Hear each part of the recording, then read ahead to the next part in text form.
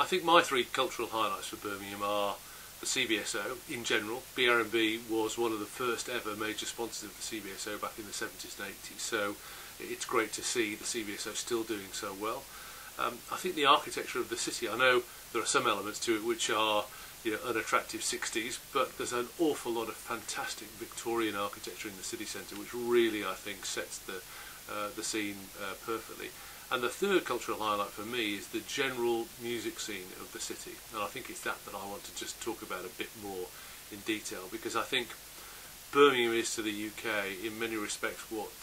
Detroit has been to America, a big industrial city but with something going on underneath it in terms of its musical heartbeat. And obviously Detroit produced Motown and all those great sounds, and I think Birmingham has played a similar role in creating a lot of the music that's meant so much to the UK in terms of popular culture going back over 40 years. And if you think back to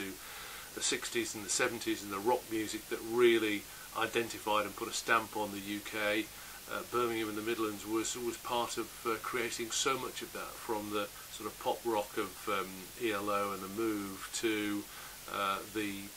massive sounds of Black Sabbath and Led Zeppelin, all coming out of this part of the world. I think you then take that forward and look into the 80s and say, as the world and the UK became more multicultural, we were right at the forefront of that, and UB40 are a fantastic example, I think, of a band from the back streets of Birmingham, unemployed guys on the streets who suddenly found a way of mixing music styles to create what became a worldwide band and topped the American charts. And that's a pretty important thing to be able to say you've done if you come from the back streets in Nechells. And even coming further forward to the 90s, Birmingham's got a bit of a brash side to it, and I think that's exemplified by what were the band of the 90s, Duran Duran. A bunch of Brummies who really stood up and showed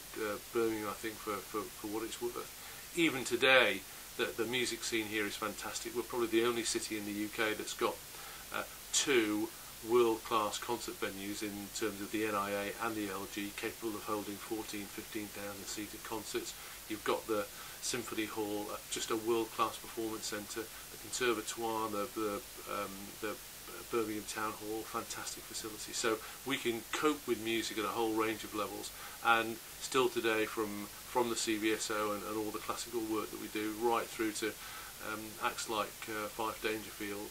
and Mr Hudson, who's just finished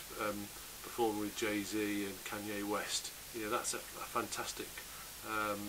example of somebody at the cutting edge who's coming from this city and really making his mark.